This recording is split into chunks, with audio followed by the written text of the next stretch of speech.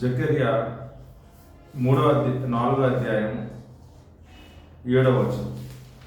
శక్తి చేతను నేను బలము చేతనైనను కాక నా ఆత్మ చేతనే ఇది జరుగునని సైన్యములకు అధిపతి యెహోవా సెలవిచ్చెను. ఏమంటున్నారండి? శక్తి చేతనైనను బలము చేతనైనను ఈ కార్యం జరగదు, కానీ నా ఆత్మ వల్ల మాత్రమే ఈ కార్యం జరుగుతుంది. పర్వతమా, ఇక్కడ చూడండి ఒకసారి ఏం మాట్లాడుతున్నాడు.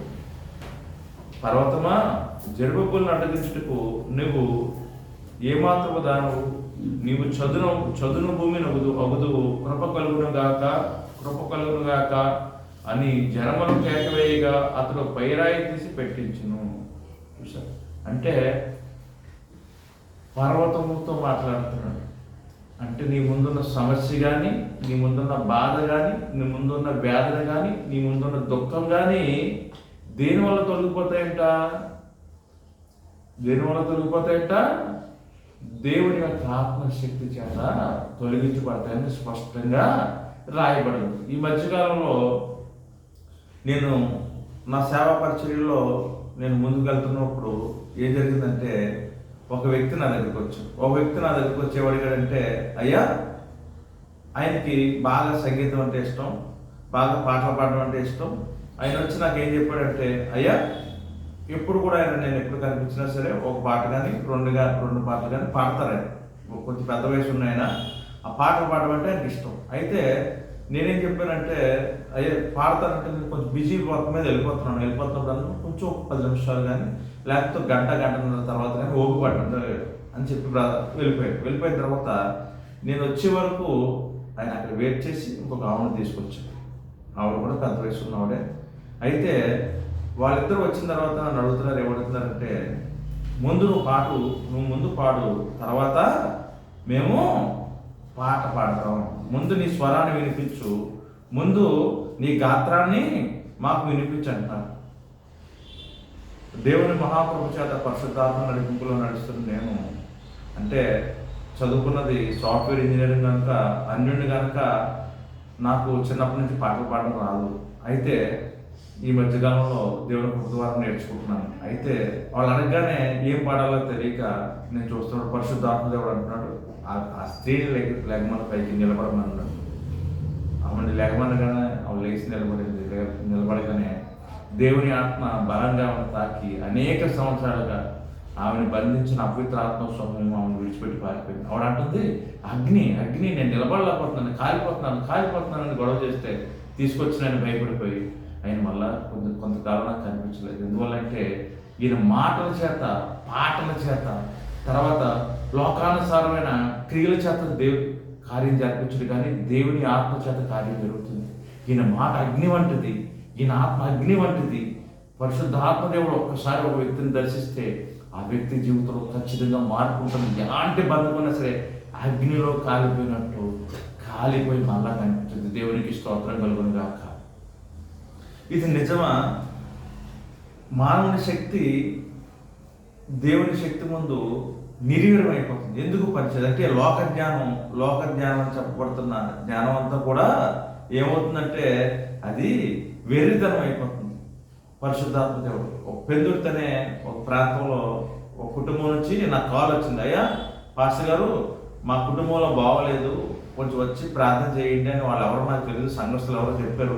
చెప్తే ఫోన్ నెంబర్ ఇస్తే నేను వెళ్ళాను ప్రార్థన చేయడానికి వెళ్తున్నప్పుడు ఒక పర్వతంలో ఉంది, కొండలా ఉంది, బాగా ఎత్తులో కొట్టుకున్నాడు. ఆయన ఇల్లు ఎత్తులో కొట్టుకుంటే ఆ రోజు నా వెహికల్ రిపేర్ అవ్వడం వల్ల బండి మీద వెళ్ళిపోయిన తర్వాత పాస్టర్ గారు నేను ఆ పైకి వెళ్ళిన రోజు గేర్ పడట్లేదు. బండి గేర్ పడక ఏమైందంటే స్టక్ అయిపోయి వెనక్కి వెళ్ళిపోతుంది, బ్రేక్ పడకుండా వెనక్కి వెళ్ళిపోతాం. మేము పడిపోతే తలకి దెబ్బతో ఉంటుంది, చాలా సివియర్ ఇంజరీస్ జరుగుతాయి. అయితే అప్పుడు దేవుని ఆత్మ మమ్మల్ని రక్షించి పైకి తీసుకెళ్ళిన తర్వాత ఆ కుటుంబానికి ప్రార్థన చేస్తున్నప్పుడు ఒక్కొక్క వ్యక్తి వేయబడే కొట్లు పరిశుద్ధ ఆత్మదేవుడి తాకుదల వల్ల తెగిపోతున్నా. కుటుంబం పెద్ద వచ్చి నిలబడ్డాడు, అందరిని అయినా తీసుకొచ్చాడు. చివరిగా అయినా వచ్చి నాకు మార్గాన్ని కూడా ఆయన చూపెట్టాడు. వాళ్ళు ఇల్లు ఎక్కడ ఉందని తీసుకొచ్చి ఆ కుటుంబ పెద్ద. అయితే అతనిలో లోకశక్తి కూర్చున్నది, చీకటి శక్తి కూర్చున్నది.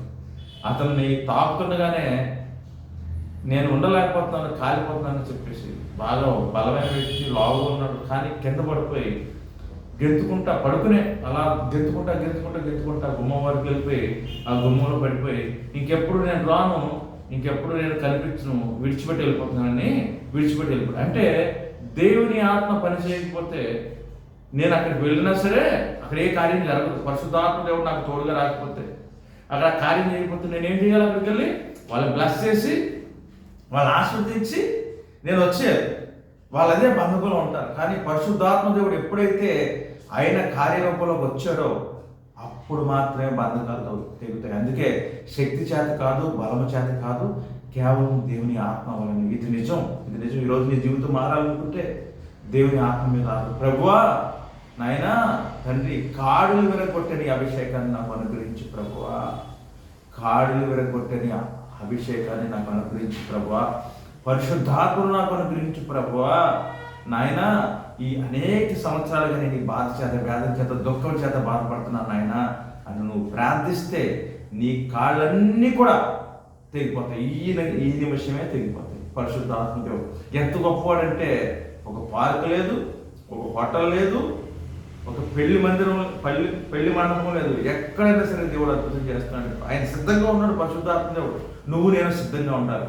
శాస్త్రి వలె, పరిశీలి వలె మన మనసుని కఠినం చేసుకోకుండా సైంటిస్టులా మారిపోయి ఇది ఇక్కడ జరగదు, అది అక్కడ జరగదు, ఇక్కడ జరగకూడదు, అక్కడ జరగకూడదు మనం మాట్లాడకుండా దేవుని ఆత్మ మీద ఆధారపడినప్పుడు ఖచ్చితంగా 100% మనం అద్భుతాన్ని ఇస్తాం. నేను ఒక ప్రాంతానికి వెళ్ళాను. వాళ్ళందరూ కూడా క్రైస్తవ సమూహం, వాళ్ళందరూ కూడా దేవుని నమ్ముకుంటున్న బిడ్డలు వాళ్ళందరూ కూడా. అయితే చాలామంది సేవకులు వచ్చారు, నన్ను కూడా పిలిచారు. వెళ్ళాను. అక్కడ ప్రార్థన అయిపోయింది. అక్కడ కార్యం జరిగిపోయిన తర్వాత నేను వెళ్ళిపోవడానికి సిద్ధపడుతుండగా ఒక వ్యక్తి వచ్చింది ముందు, ఒక అమ్మాయి వచ్చింది, ఒక ఆడవాడు ప్రార్థనకి. ఆవిడ దర్శించాడు దేవుడు, ఆవిడకి విడుదల ఇచ్చాడు. అది చూసి ఇంకొకరు అలాగే అక్కడ పెద్ద సమూహం తయారైంది.